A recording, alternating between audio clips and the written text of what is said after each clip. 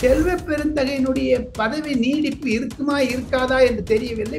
பகுஜன் சமாஜ் கட்சியினர் சில கம்ப்ளைண்ட் கொடுத்திருக்காங்க. மாயாவதியை மல்லிகார்ஜுன் கார்கே கிட்ட பேசியிருக்காங்க. இந்த ஆம்ஸ்டாங் கொலை வழக்கில் கண்டிப்பாக தமிழக காங்கிரசினுடைய தலைவரை மாற்ற வேண்டும் என்று நீங்க மனசுல கை வச்சு சொல்லுங்க. ஏங்க நரேந்திர மோடி இது வரைக்கும் திமுக மேல ஒரு ஆக்ஷன் எடுக்கல? அரவிந்த் கெஜ்ரிவால் ஜெயிலுக்கு அனுப்பிச்சாரு, ஹேமந்த் சோரனை ஜெயிலுக்கு அனுப்பிச்சாரு, திரிணாமுல் காங்கிரஸ் ஓட விட்டாரு. எங்க திமுக மேல கை வைக்கவே இல்லை 10 வருஷமா? எங்க அவருக்கு ஒரு சாஃப்ட் கார்னர் இருக்குது திமுக மேல? பிரதமர் நரேந்திர மோடியினுடைய ஒரு பக்க புகழாரம் இருக்கிறது. மு.க. ஸ்டாலினுடைய தகப்பனார் மரியாதைக்குரிய மு. கருணாநிதி அவர்களுடைய ஒரு புகழாரம் என்பது தமிழக அரசியலை மாற்ற இருக்கிறது. அதனால காங்கிரஸ்காரன் பயந்துட்டு இருக்காங்க. அங்கு வரக்கூடிய சில இன்ஃபர்மேஷன் எல்லாம் பாத்தீங்கன்னா கதி கலங்குதுங்க சிவா. அவனும் ஊழல்னா ஊழல். அதாவது கர்நாடகாவுடைய அரசியல் ஹரியானா தேர்தலை பாதிக்கும் என்று தான் என்னுடைய கருத்து. அவர் ராஜினாமா செய்ய வேண்டியதை தவிர வேறு வழி கிடையாது. நரேந்திர மோடிக்கு வெற்றி ஜம்மு காஷ்மீரில் தேர்தல் நடத்துவது, ராகுல் காந்தி அயல்நாட்டில் சென்று இந்தியாவில் தேர்தலே நடக்கவில்லை என்றெல்லாம் சொல்லுகிறாரே, அதெல்லாம் ஒரு மூஞ்சில் கரி பூசின மாதிரி செய்து விட்டார் நரேந்திர மோடி. இன்று ஒரு மாபெரும் தேர்தலை நடத்தியதன் மூலமாக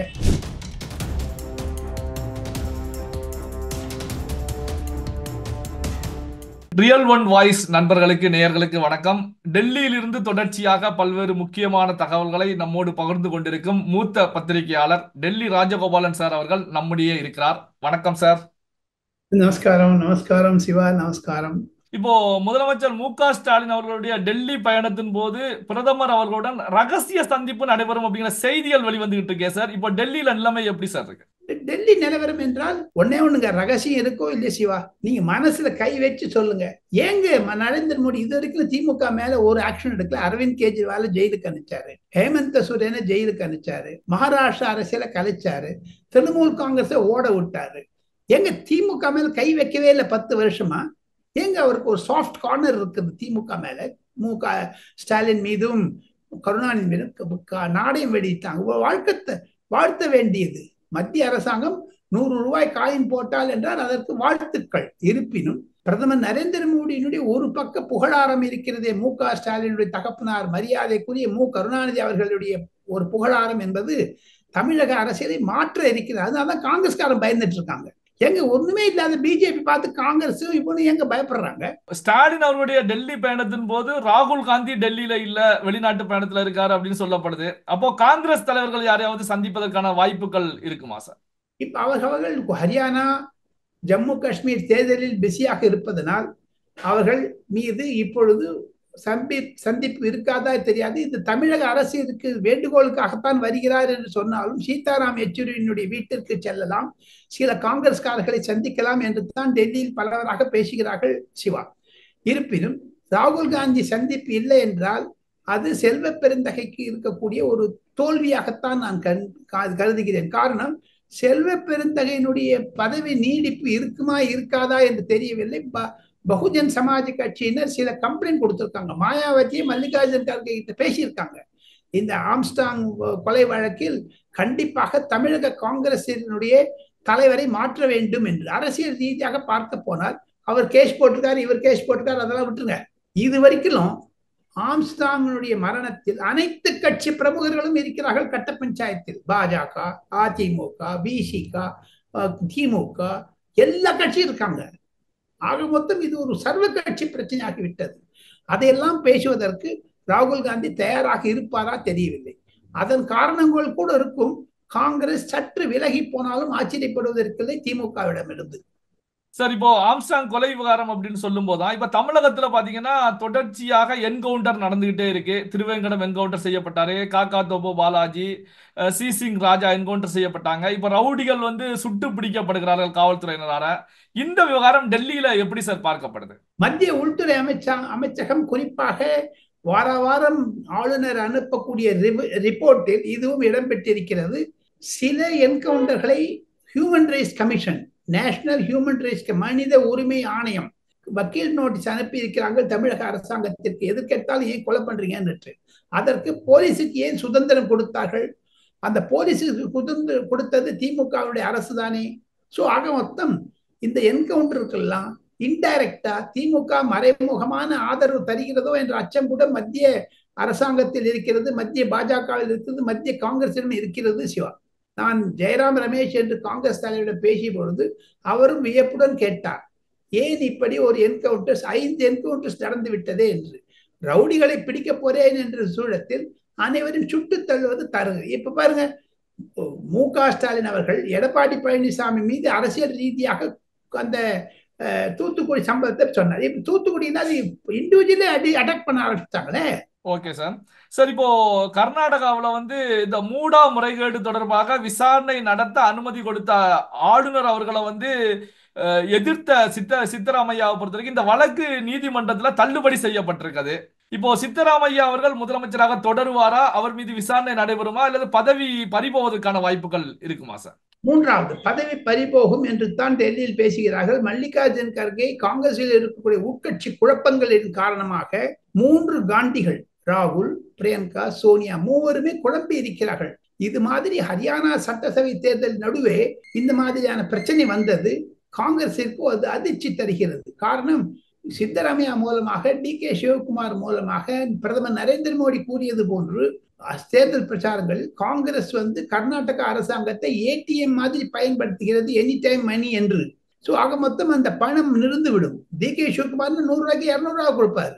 ஆக மொத்தம் ராகுல் காந்தி சித்தராமையை விரும்புவதில்லை, பிரியங்கா காந்தி விரும்புகிறார். இது நடுவில் ராபர்ட் வாட்ரா வந்து ரியல் எஸ்டேட் ஆரம்பிச்சிட்டாரு. அங்க இந்த ராம் நகர் என்பதை மாற்றி பெங்களூர் சவுத் டெவலப்மெண்ட் ஏரியான்னு சொல்லிட்டு தனியா ஒரு மந்திரியை போட்டு விட்டுறாங்க. இதெல்லாம் காரணம், காங்கிரஸ்காரர்கள் ஜமீன் ஆக்கிரமிப்பில், நில ஆக்கிரமிப்பில் ஒரு ஆர்வம் காட்டுகிறார்கள். மல்லிகார்ஜுன் கர்கே மீது கூட ஒரு புகார் இருக்கிறது சமீப காலமாக, சித்தார்த் நகர் ட்ரஸ்ட் என்று. ஆக மொத்தம் காங்கிரஸ் ஒரு நில அபகரிப்பு கட்சியாக மாறிவிட்டது என்று தான் சொல்லுகிறார்கள். சித்தராமையா ஏன் அரவிந்த் கெஜ்ரிவால் மாதிரி அவர் ரிசைன் பண்ண வேண்டியது தானங்க, ஹேமந்த சோரன் மாதிரி ரிசைன் பண்ண வேண்டியது தானங்க. அம்மையார் ஜெயலலிதா கூட இந்த மாதிரி கேஸ் நடந்தது, அவங்க மேல சாங்ஷன் ஃபார் ப்ராசிக்யூஷன் கொடுத்தாங்க. அந்த அம்மையா ஓ பன்னீர்செல்வத்தை முதலமைச்சர் ஆக்கலையா? ஸோ இவர் மேல் இன்னொருத்தர் ஆக்கிட்டு போக வேண்டியது. காரணம் என்ன என்று கேட்டால், தன் மனைவிக்கு மீது ஒரு 10 பிளாட் வாங்கியிருக்காங்க. எப்படிங்க அது? நான் ஒரு ஆங்கில தொலைக்காட்சிக்கு ஆலோசகராக இருப்பதனால் அங்கு வரக்கூடிய சில இன்ஃபர்மேஷன்லாம் பார்த்தீங்கன்னா கதி கலங்குதுங்க சிவா.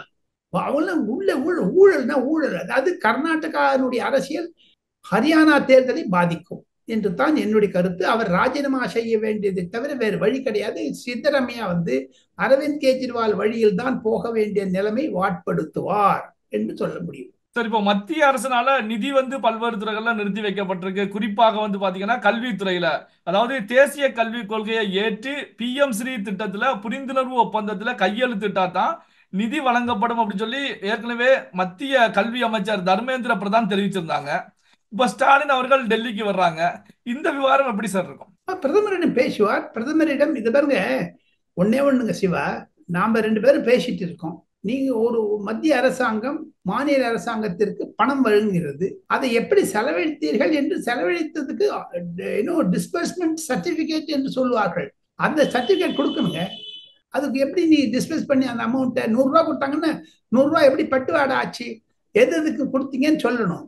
அதெல்லாம் கொடுக்கறதே கிடையாது. அந்த டிஸ்பர்ஸ்மெண்ட் சர்டிபிகேட் கிடையவே கிடையாது தமிழக அரசாங்கத்தில். அதனால்தான் பணம் நிறுத்தி வைக்கப்படுகிறது. இப்ப பாருங்க, ஒரு தொழிற்சாலையோ நீங்களே ஒரு சேனல் நடத்துறீங்க, முதலீடு செய்திருக்க, திரும்ப லாபம் பார்க்கணும், எவ்வளவு வரும், எப்ப பார்த்தாலும் முதலாளிகிட்ட பணம் கட்டுட்டு இருக்க முடியும்? முடிய முடியாது. சிவாவா முயற்சியில் இது நடக்கிறது என்று ஒரு கட்டம் கட்டினாலும் மு.க. ஸ்டாலின் ஒரு சமயத்தில் இந்த பெண்களுக்கு இலவச பாசு தருகிறேன் என்றார் பஸ்ல. அதுதான் மெட்ரோ அதிகாரிகள் சொல்லுகிறார்கள், எங்களுக்கு மெட்ரோல பெண்களுடைய பயணம் குறைந்து விட்டது என்று சொல்லுகிறார்கள். அது ஏன் புரியுதுங்களா சிவா? இப்போ சென்னையிலிருந்து பாரிஸ் முனையிலிருந்து பரங்கிமலைக்கு ஒரு மெட்ரோ போகுதுங்க. அந்த மெட்ரோ போச்ச பொம்பளை பேசஞ்சரே கிடையாது, எல்லாம் பஸ்ல போயிடுறாங்க ஃப்ரீயா. மெட்ரோ வரதே கிடையாது. அதைத்தான் சுட்டி காட்டுகிறார்கள். சார், இப்போ ஜம்மு காஷ்மீர் தேர்தல் முடிவுகள் எப்படி சார் உங்களுடைய பார்வையில இருக்கும்? நாம் இருவரும் பேசிக் கொண்டிருக்கும் 25ஆம் தேதி புதன்கிழமை செப்டம்பர் மாதம் 2வது கட்ட 26 இடங்களுக்கு தேர்தல் நடக்கிறது. மிக மிக டஃப்பான எலெக்ஷன். ஆர்டிகல் 370 நிராகரித்த பிறகு முதல் முறையாக நடக்கக்கூடிய தேர்தல். இதில் காங்கிரஸ் பலவீனமாக இருக்கிறது. கண்டிப்பாக பாஜகவினுடைய ஆதிக்கம் இருந்தாலும் பாஜக இல்லாமல் அரசாங்கம் நடத்த முடியாது என்ற ஒரு அணுகுமுறையை ஜம்முவில் பாஜக அதிகமாக இருக்க காரணம் அங்கு ஹிந்து அதிகம். காஷ்மீரில் முஸ்லிம்கள் இருந்தாலும் ஹிந்து பிளஸ் முஸ்லிம் வைத்துத்தான் அந்த அரசாங்கம் அமைமே தவிர அதற்கு பிறகு மாநில அந்தஸ்து கொடுத்து விடுவார்கள் என்று தான் அமித்ஷா சொல்லுகிறார்.